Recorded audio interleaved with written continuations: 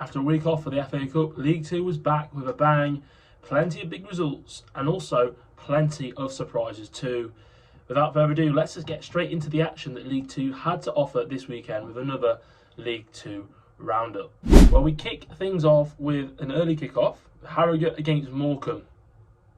And this one was a game which was decided very, very late. Morecambe took an early-ish lead, a first half lead against Harrogate. If we just scroll the table down, of course we see that Morecambe still bottom of the table, but this was a really big 3 points to them, a stride closer to survival, now only 2 points off of safety, and showing that all is to play for. Harrogate had a really good result in the FA Cup at the weekend against Wrexham, but couldn't replicate that. And if we just go on to the Morecambe team here, as we can see, obviously early goal from Rhys Williams, but off the bench, Harvey McAdam with the winner. Very, very, very late goal. He was only on the pitch for around 15 minutes before he got that goal. James Daly had got the equaliser of Harrogate off the bench, so very much a game for substitutes. Probably a game which kind of reminds us that Harrogate aren't out of trouble by any stretch of the imagination. They're a good side, as they showed against Wrexham, but they also have fragility in them. And then similarly, you've got Morecambe, who many had written off and said that they're in trouble. And I think they still are, but showing they've still got plenty of fight in them. And just a reminder that League Two relegation this season is going to be super close. And talking of teams down the bottom, Carlisle were the next. They are second to bottom, but they managed to get another late win, this one the 88th minute. Again, this time relating to the FA Cup, building on a really good performance from them. They actually lost in the FA Cup against Wigan, but had a really, really good performance in that game. Performance-wise in this one, probably not the same story, not as much possession, which Mike Williamson is known for, and maybe he's showing that he can deviate from that a little bit. And XG was not as high, only one shot on target. But they did create two big chances with their limited possession, and it's a huge step and stride in the right direction towards safety. As for Salford, it's a similar story for their season. You see me come on here every week when I do the roundup and talk about how I just can't work out Salford, and the fact they've got 5 wins, 5 draws, and 5 losses indicates that that's the truth. That's the case. For me, they're a team who haven't managed to establish a real true identity. You know, they have a bit of possession game to them, but some games they don't. Some games they'll create chances and others they don't. They're just very inconsistent for me. They're consistently inconsistent. And so, yeah, it's perhaps not a massive surprise that Carlisle managed to go there and get 3 points. We move on then to Wimbledon against Grimsby, a 1-0, another 1-0. This time an early goal for Grimsby, and they managed to see it out of a 1-0 victory. Up into 7th. Grimsby, a fantastic team this season in terms of they've played 15 games and they're yet to draw a game. So they have lost more games than any side inside the top 14. That includes Wimbledon. But they've also won more games than any other team in the division, bar Port Vale. Or the same. They've won the same amount of games as Walsall, who sit in second place, is kind of what I'm getting at. And they're only 3 points off of that. Showing that they might lose a lot of games, and I think that maybe long term across the season they're losing too many games to be truly competitive. But after 15 games they're in the playoffs, and that's a huge sign for them. And once again, a game where the style matchup in terms of the stats is very surprising. You perhaps would have expected Grimsby to go there, have more possession against a Wimbledon team who are happy to sit in their compact block.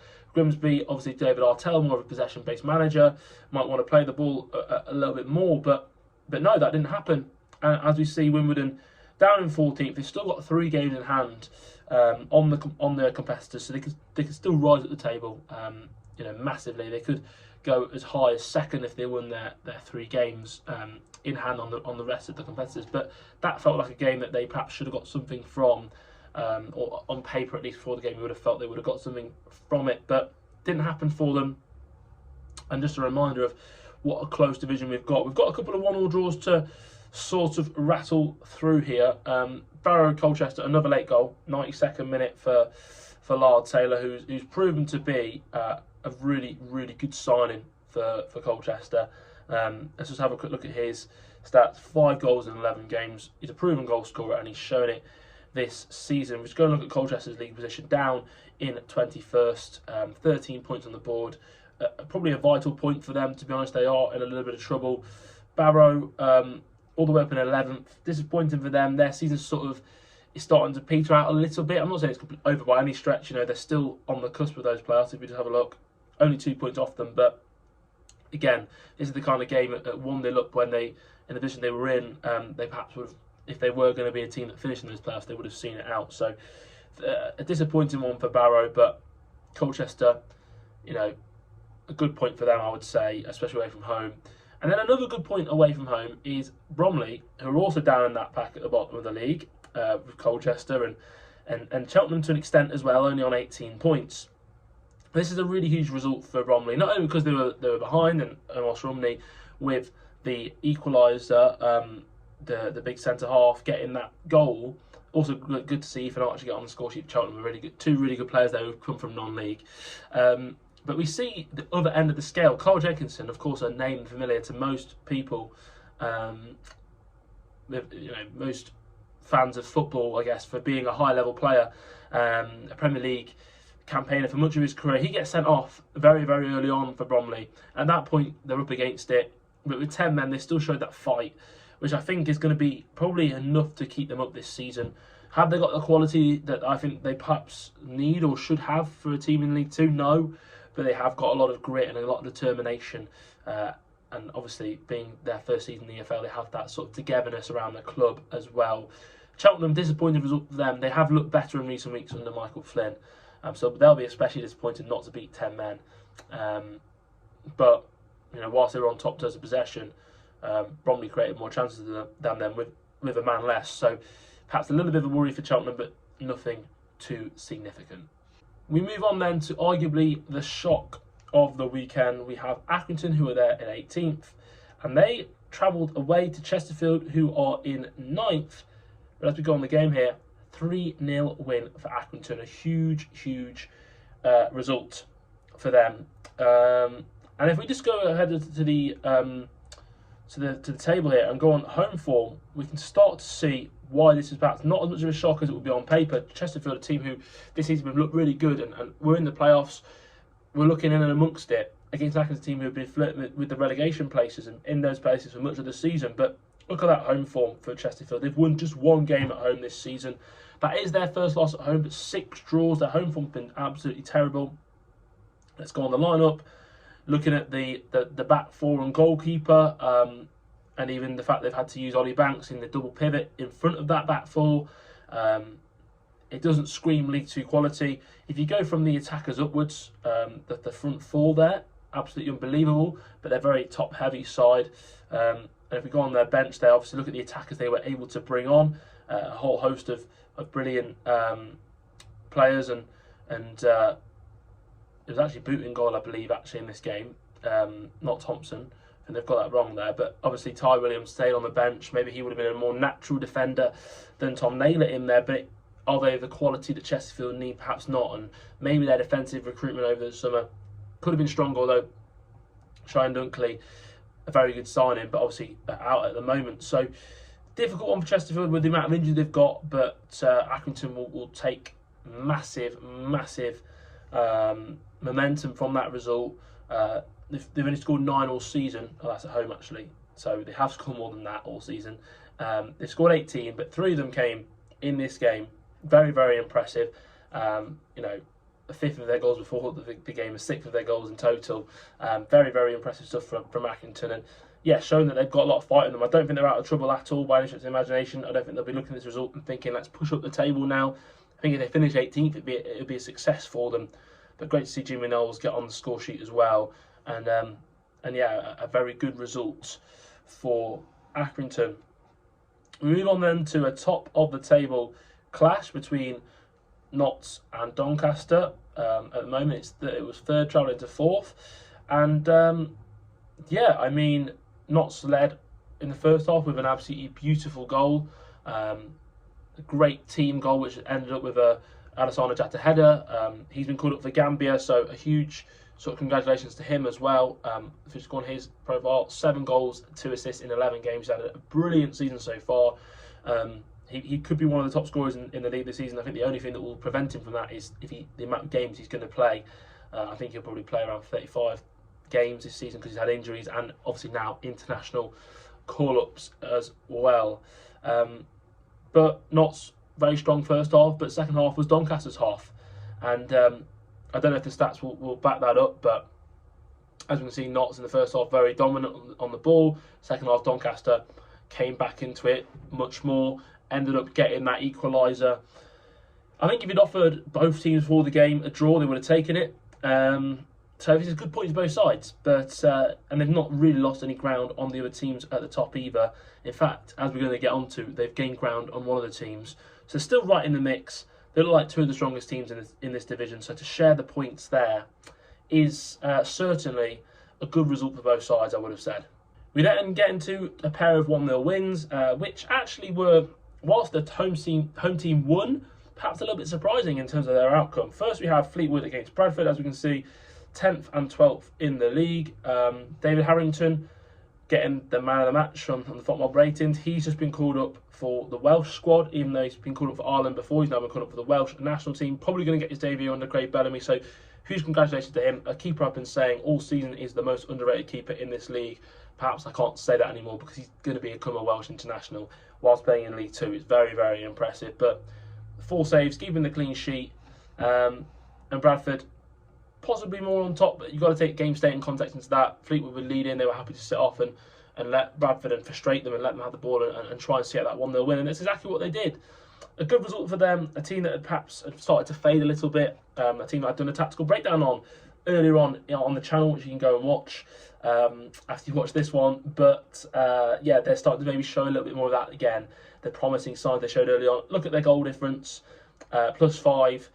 It's better than some of the teams who are higher than them in the league, a lot better than some of the teams higher than the league. So there's certainly positive signs there. And if they win their game in hand, they would go into the playoff positions, and it's a good result for them. But Bradford, disappointing, and their season is a bit stop-start, to be honest with you. Talking of stop-start, it started well for Gillingham, and then it started to go poorly for them. But they're back up into 8th after a massive 1-0 win over Port Vale. Obviously, Port Vale, top of the league, looked like they were going to be running away with it. They're still top, they're still 3 points clear, but that gap has been closed a little bit. They're fortunate, perhaps, that the teams below them didn't win. Walsall we're going to get onto, but Notts and Doncaster we've already covered. Crewe we're going to get onto as well. So the teams directly below them didn't win, so it's not a massive loss of points for Port Vale. But for Gillingham, we've gone to their results.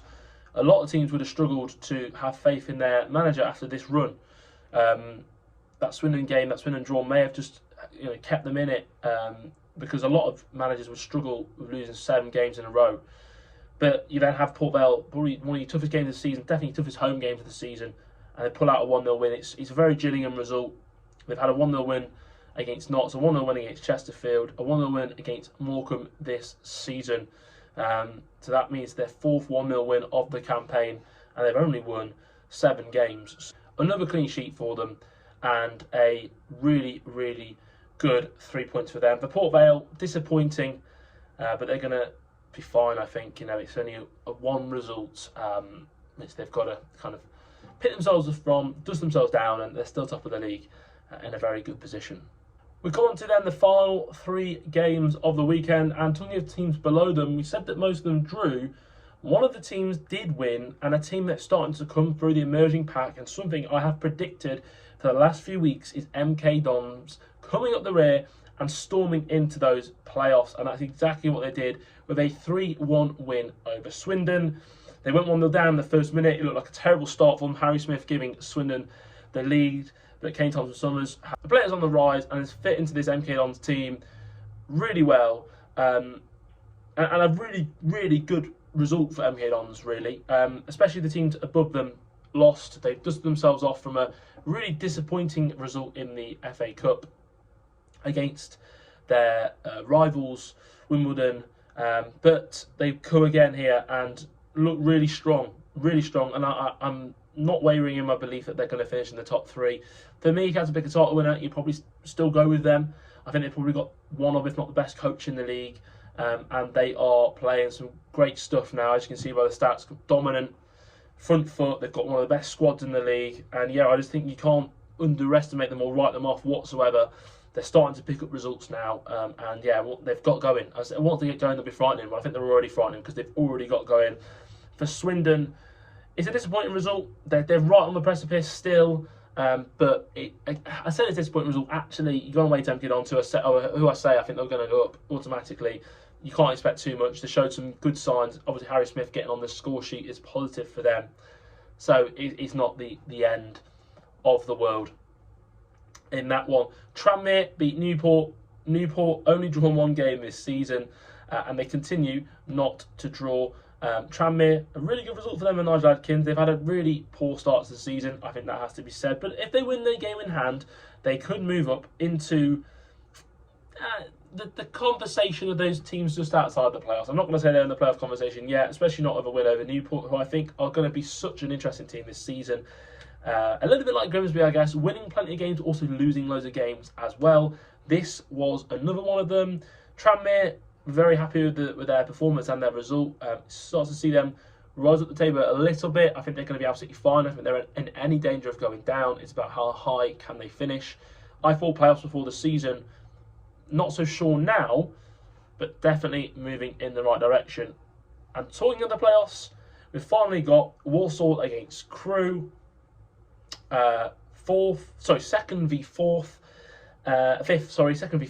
And yeah, I mean, a late goal for Walsall, keeping them in that mix. I mean, had they lost, they would have dropped out of the top three, but it wouldn't have been like they were miles off. But two really good sides going at it in this one. Two sides who have been surprising this season. Not a classic vintage game by any stretch of the imagination, but Walsall did enough to get a point at least. But Lee Bell and his Crewe side continue to be effective, pragmatic in their work, but churning out results and sticking in that mix. I think they've got a real quality, shrewd operator. I think this is a battle between two of the best young coaches in League Two who are starting to prove themselves as very capable tacticians. I think we're seeing that with both sides here.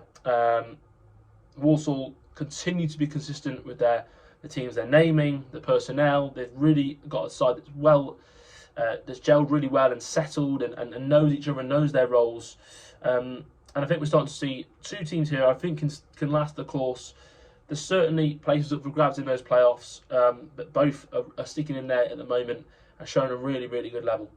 Well, there you have it then, guys. That is the roundup of the League Two games for this weekend. Hope you guys enjoyed it. Apologies for a little delay between videos. Had a very, very busy couple of weeks, but obviously with no League Two games to cover, that kind of also explained why there was no League Two roundup, because there was no games to review. But now there has been, we're back on with that. Also going to be looking to bring you a tactical breakdown this week, as well as some other videos I've got planned, so do stay tuned for those. If you did enjoy this one, please do like the video and leave a comment and let me know what you think, and any video ideas or anything you'd like me to cover in these videos, these reviews, do let me know. And of course, if you could subscribe, we're over 500 subscribers now, which is amazing. Obviously trying to get 600, that's the goal now. But yeah, amazing that we're halfway to 1,000, which is absolutely a massive goal for the channel. And yeah, guys, thank you so much for watching, and I will see you next time.